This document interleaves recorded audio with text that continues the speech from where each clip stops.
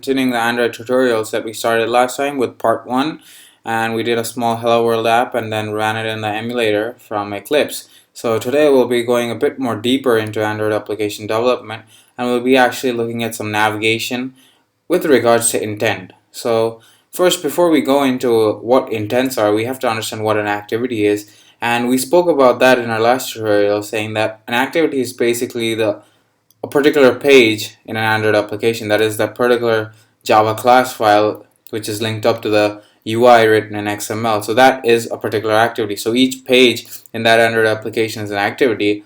And now we come into intents. Intents basically provide us with a method to navigate from one page to another. That is, so we can navigate between activities. So if you have activity 1 and activity 2, you can actually navigate from activity 1 to activity 2, and you define this by actually using intents.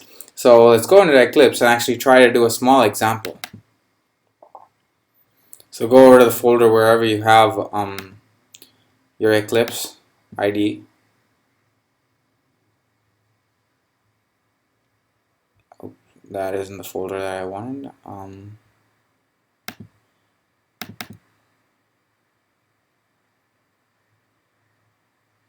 There we go, Eclipse.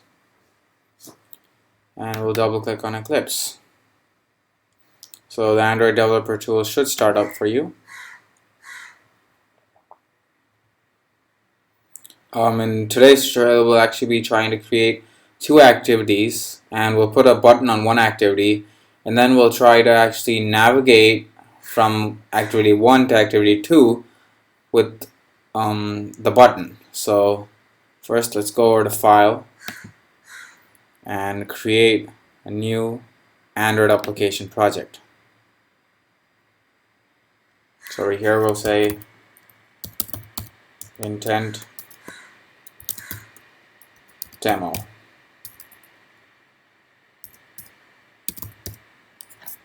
And we'll name it org.geeks. Then we'll click next, next, next again, next.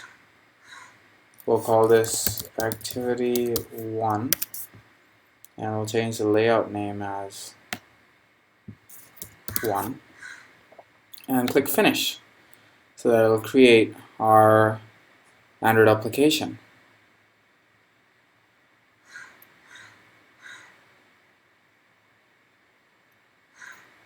So there we go. We have our project hasn't appeared on the Project Explorer yet, but it should. There we go, intent demo.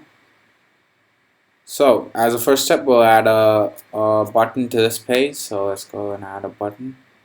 So put a button right over there. And now we'll go over to the source code, which is in org.geeks activity1.java. We'll open up the Java file.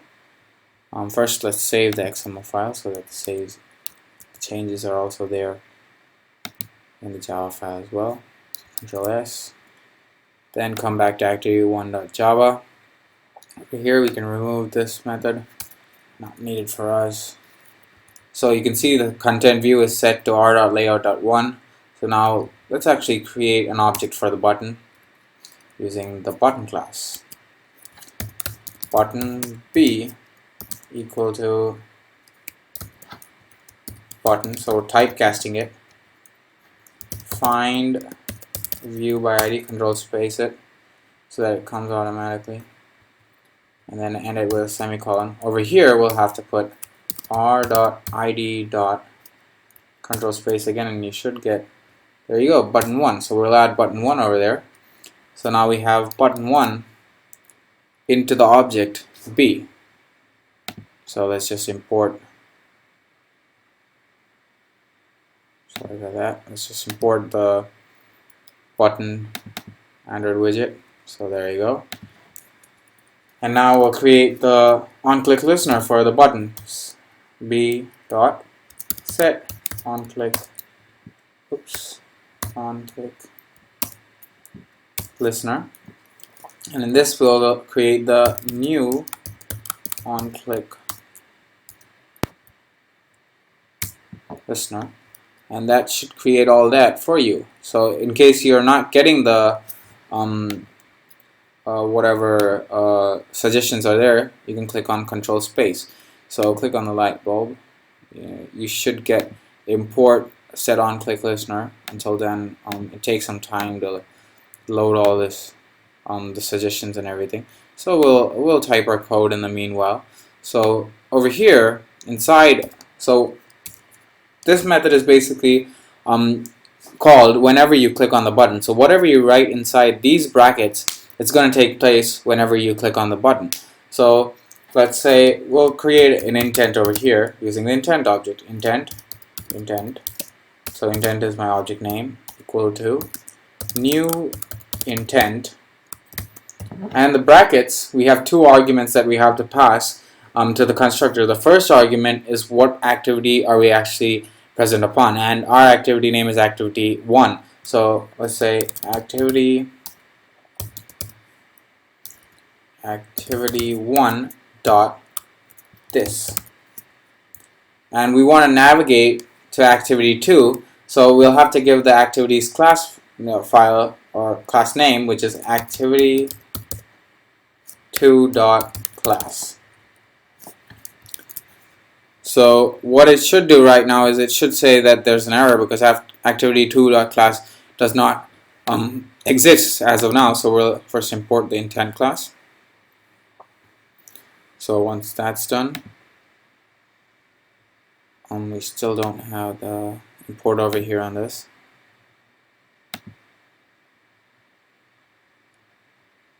You can remove the override annotation if you want, for those of you who understand annotations.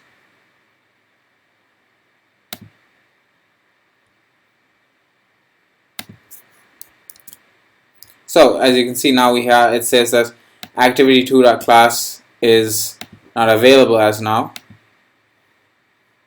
So it's saying, do you want to create activity2 class? So let's click on yes. So it opens up a wizard automatically. If you don't want to do it like this, just click on cancel. Go over to your package or your project. Right click or control click on a Mac, new, class file. And then once the wizard opens up, you give the name as activity 2. And then finish it off just like that. So you should get a basic Java class. So the first thing that this thing has to do is it has to extend the activity class. So let's just add whatever import it wants. Sorry, that's extends. It says import activity. So double click on that so that it can import the activity class or activity package. Now we create the onCreate bundle saved instance state, this method, which is basically the main method as we spoke about in the Hello World program. So over here, let's say set content view, and we'll give the XML file name as activity, or else we'll save it for now. We'll just first create the actual XML file. So to do that, we go over to layout in the resource folder, control click or right click on it, new Android XML file right over here. So once that's selected, you should have a new Android XML file, and the resource type is layout. You also have properties, resources, and stuff like that. So we'll select layout for now, and we'll get the file name as activity2 and just finish it off. So there we have activity 2. So over here what we'll do is we'll actually pull in a large text view, put it up there, click on it, go over to text and say you have navigated to activity 2, just so that we know that we've actually navigated over to activity 2 once we click the button. So now that we have activity 2 ready, we'll go over to activity2.java. We'll just save that first. Then we'll go over to activity2.java, and over here we'll say r.layout.java. and control space, and it doesn't have any oh yeah, we have to save the activity2.xml. So first we'll save it off.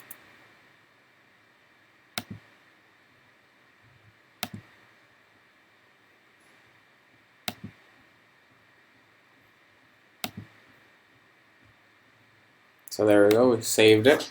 So now we'll go over to activity2.java, and over here we can click control space, and it still isn't giving me any suggestions. There we go, activity2, and we'll select activity2 over there. Takes some time, I guess. Control S it. So now what we've done is we've created the second activity, which is basically saying that the content view or the UI screen is directing to activity2.xml.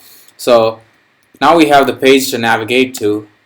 Now we have, and we've written the intent which says that go over to activity2.class. I think I might have spelled this wrong over here. Is it spelling the same? Activity, activiti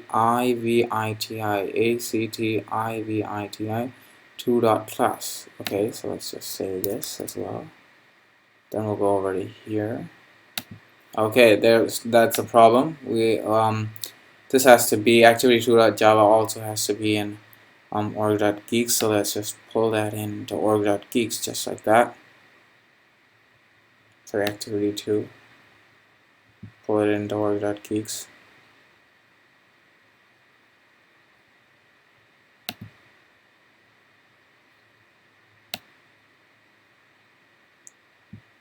There you go, and you can click on continue. So that'll pull it into org.geeks. So activity2.java is actually in org.geeks right now. So let's go back to activity1.java. So activity2.class is now there, so it's present. So that isn't a problem anymore for us. Over here,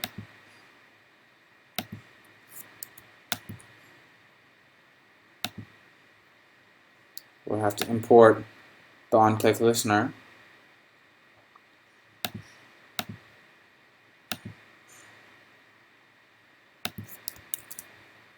The emulator is sometimes very slow in the way that it actually gives us these hints. So there you go, import Onclicklistener. Double click on that, and we should have the Onclicklistener up there, right there. This is an unused import, so we'll just remove it off. Don't need those. There we go, now we have an intent. And what this basically, this warning symbol is showing that you've actually created an intent, but you're not using this. So just creating the intent object is not enough. We actually have to use it. And to use it, we use a method called start activity. And in the brackets as a parameter, we give the intent object. So what this does is we define the intent. We know where the intent actually has to go. It has to go from activity 1 to activity 2. But now what we're doing is we're actually starting the intent. So what that does, get ready, there's one last step that we have to do. For this, we'll have to go into the intent demo project file. So once we go into that, we go over to Android manifest.xml. This is the file which actually defines what activities we actually have in the application, what our SDK, target SDKs, and stuff like that. So we'll go over to the Android manifest.xml. The first thing that we'll see will be the UI type of editing, which where you can edit it directly in a form type of thing. What we'll do is we'll go into the actual XML by clicking on the Android manifest.xml right here below. So over here you can see we have the first activity, or geeks, and that's where we define how it's being launched and everything. And we have to add the second activity with an activity tag. Once we do that, press name, control space, and you should get Android name equal to, and here we'll have to give org.geeks dot the name of our second activity class, that is activity 2. Then close the brackets, and there we go. So once we've added our second activity, we're ready to actually run our application in the emulator and see how it's working out. So for that, we go over to intent demo, right click on it, run as Android application. Now you can see we'll go over to the console down here. Go over to the console. And there you can see it's saying waiting for home to be launched.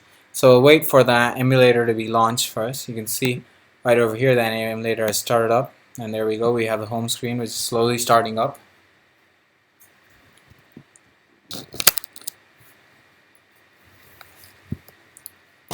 The first time the emulator takes some time, but from the second time onwards it'll boot up quickly. If you're trying to deploy a project multiple number of times and you're trying to edit things and you want to see how it's working out, keep the emulator open so that you don't have to wait for it to load every time, and then each time you install the application it'll be quicker. But the first time when you open it up it takes some time because it even emulates the database and the data that's present in a phone, the contacts and everything like that. So that's why an Android emulator is usually slower than, let's say, a Windows or a iOS emulator.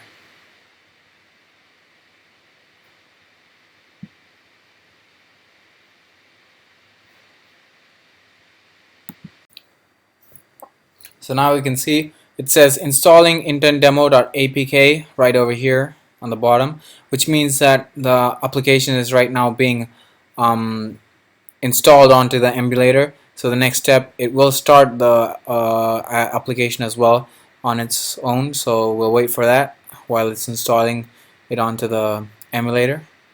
As I said, for the first time it always takes some time. That's the only problem that you usually have with Android emulators. But other than that, it emulates an application really well, and that's the reason why instead of putting it onto phones you can actually see it as we are right now in the emulator. So there we go, the emulator is slowly starting up. As you can see, we have the lock symbol as well, right? We're still installing the Intent Demo APK. So let's unlock the phone by dragging the lock out.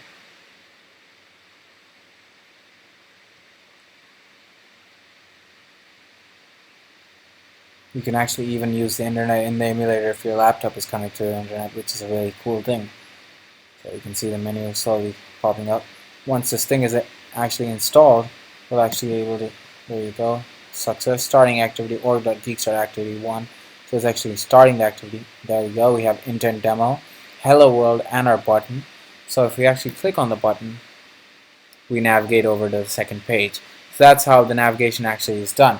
We actually add it into the manifest file over here so that you have two activities. You have two Java classes which are writing what actually is happening with each activity, and two supporting XML classes which are defining the UI screen as well. I hope you guys understood how we actually navigated from one page to another and the use of activities and intents in Android application, because this is the basic behind what we actually do. In my next tutorial I'll be doing intents in a second stage where we'll actually be trying to send data over through a form to another activity. So we'll actually be creating a form in which you enter data, and that data will be displayed in another page where we actually send data through an intent. So that'll be in our next tutorial. Please do like us on Facebook and YouTube, www.youtube.com/clocum2 for my page, or www.youtube.com/cbsgeeks, geeks, Geeks, CBS Geeks, or on Facebook, the same names, /CBS Geeks. Please do like us, please do share us, and please do watch our videos. I hope this was helpful for you. Looking forward to meeting you next time. Thank you.